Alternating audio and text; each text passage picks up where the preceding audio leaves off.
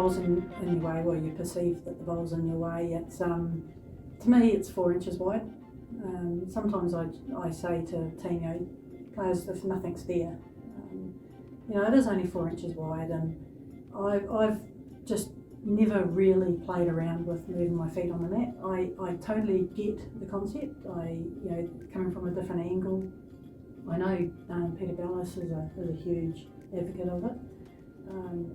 I think I'm kind of a simple chick, and I just stay in the same place on the mat, and I kind of in my mind feel that if I bowl it in the right area with the right pace, I'll miss that bowl, and if I hit it, I've played it pretty well as well, because I've been that precise. But generally things like that don't really bother me, unless obviously it changes with the position of the head if you're holding a couple of good shots and things like that. But generally I don't find a bowl in my way.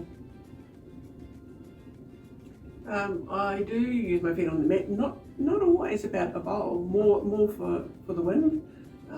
So if you're not breaking back into the wind, I will come to the outside of the mat. But before you can do that well, you've actually got to be really precise about where your foot is in the first place. And that's where some people kind of let themselves down. Like, Joe and I are both pretty anal about where that anchor foot goes. Yeah. You've always got to go there.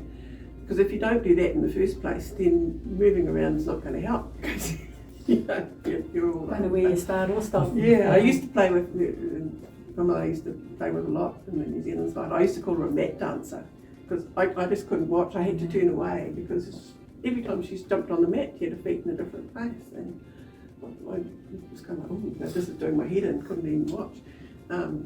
So I'm a bit like Joe about a bowl. It's not often you kind of worry about the bowl. It's kind of like maybe you just over green it. Maybe you don't have to hit the centre line. Maybe that. But for the wind, certainly I do use the net.